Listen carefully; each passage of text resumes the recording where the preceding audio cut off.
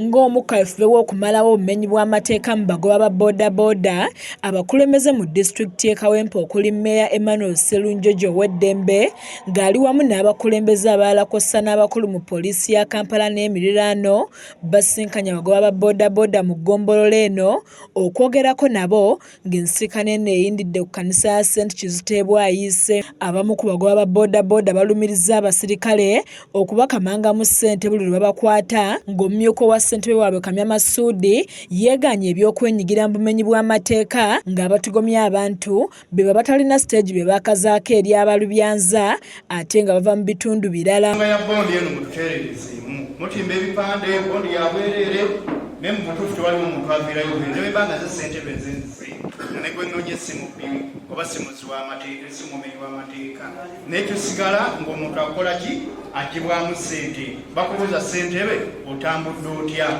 ensonga bwe tulina mu Kawempe ne Kampala okutwalira awamu be bantu abavuga pikipiki nga tebalina masiteegi abava mu bitundu eby'enjawulo abava mu bitundu nga Katuugo, Nakasongola, Luweero, Bombo, ebitundu bya Mityana bonna baggukira mu Kampala ne Kawempe.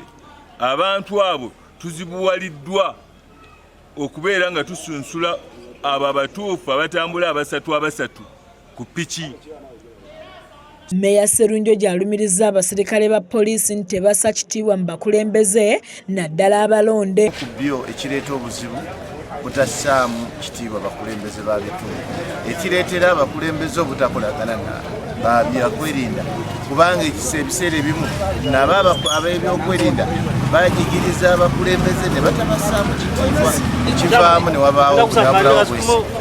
So nze kyensaba kyembasabe tibaseemu baempawalinge abeerosi nga bwe gwalinga edda.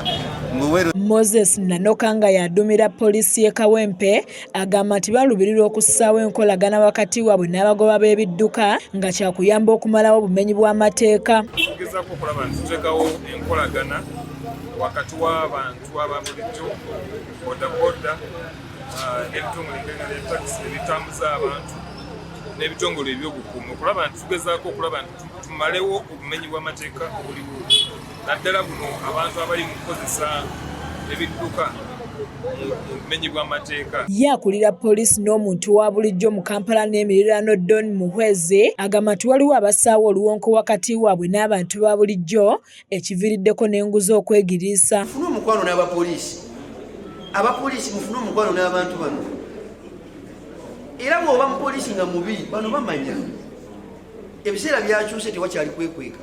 Bwewanga olipo si mulungi abantu bamanya bwe bakukyusa nga beekalakaasa naye bwe bwonga oli mubi bakukyusa nga bakola emikolo bakuba dansi ate nga sikikula n'esente ze mufuna mu mukyamu n'obwosasulira mwana school fees ajja kusemba mu kirasi.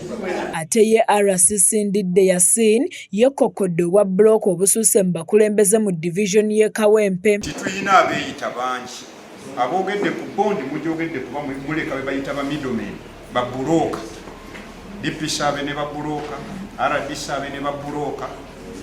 Ofiisi gye nali n'enkadde baŋŋamba nalinanga ba RDC wansi abasukka mu 20 nga bagubakolera si bwe kuli gye ntuula bwe mubanga sibe bw'oba oyina nguzi gy'oyagala kumpa giwe eddiso kuba woyo mukulaze oba giwaanyi oba sekretary wange ali omu atuula ku reception abasigadde bw'osanga ebbali nti nze RDC mumanyi nga mbeera naawe namba n'enjikuwa oba oyina kyokola ki oyina kyonoonya ne bakubba toloopanga. Annette Namatovu yakusakidde eggulire lino ku lwa KSTV agaleero.